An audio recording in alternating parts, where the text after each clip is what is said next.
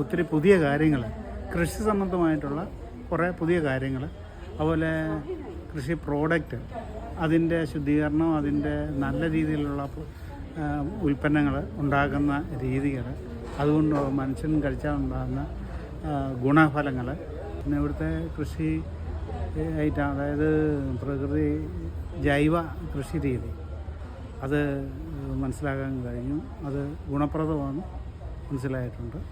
മാടൂർ ബ്ലോക്കിലെ കർഷകരെയാണ് നമ്മൾ കൂടുതലിരിക്കുന്നത്. മാടൂർ ബ്ലോക്കിലെ മാടൂർ പഞ്ചായത്തിലെ കർഷകരാണ് നമ്മൾ ഇതിനകത്ത് കൂടുതലായി ഉൾപ്പെടുന്നത്. SC ഫാർമേഴ്സാണ്. ഇതെല്ലാം തന്നെ വീട്ടുവളപ്പിൽ കൃഷി ചെയ്യുന്ന നല്ല കർഷകരാണ്. നല്ല, അതായത് കൃഷി, എക്കോ ഷോപ്പ്, പ്രോസസ്സിങ് യൂണിറ്റ് എല്ലാം തന്നെ നല്ല വിജയകരമായിട്ട് ചെയ്തിട്ടുണ്ട്.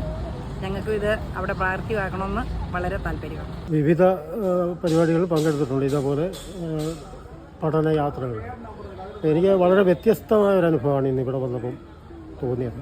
തുടക്കത്തിൽ തന്നെ ഒരു സംരംഭകൻ എങ്ങനെയാവണം എന്നുള്ളതിന് ഒരു വ്യക്തമായ ചിത്രം എനിക്ക് ലഭിച്ചിട്ടുണ്ട്.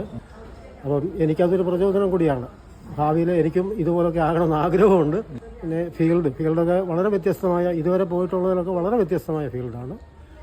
പിന്നെ ഇവിടുത്തെ എക്കോ ഷോപ്പ്, ഞങ്ങളുടെ നാട്ടിലൊക്കെ ഉള്ള എക്കോ ഷോപ്പ് എന്ന് പറഞ്ഞാൽ മിനിമം രീതിയിലുള്ളതാണ്. പക്ഷേ ഇത് എല്ലാ തരം വിഭവങ്ങളും ഉൾപ്പെടെ കർഷകർക്ക് ഏറ്റവും കൂടുതൽ പ്രയോജനം കിട്ടുന്ന രീതിയിൽ ഇവിടുത്തെ ആ ഒരു രീതികളൊക്കെ കണ്ടപ്പോൾ മനസ്സിലാവുന്നുണ്ട്. ഒത്തിരി കാര്യങ്ങൾ അറിയാനൊക്കെ പറ്റി. കൃഷി ചെയ്യുന്നത് എങ്ങനെയാണെന്നും മറ്റേ വളമൊക്കെ ചേർത്ത് നമ്മളൊക്കെ ചെയ്തുകൊണ്ടിരിക്കുന്നത്, അതൊന്നും ചേർക്കുന്നില്ലല്ലോ.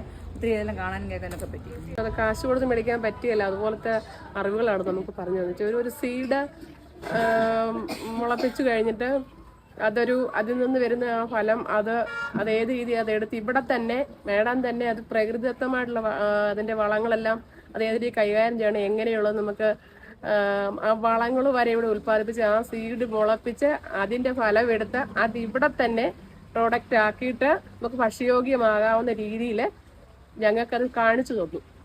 അത് നമുക്ക് ഒത്തിരി അപ്രീഷിയേറ്റ് ചെയ്യുന്നു മാഡത്തിനെ. അതുകൊണ്ട് അങ്ങനെ ഇതുവരെ ഞങ്ങൾക്ക് ജീവിതത്തിൽ എങ്ങൊന്നും അങ്ങനെ അറിവ് കിട്ടിയിട്ടില്ല.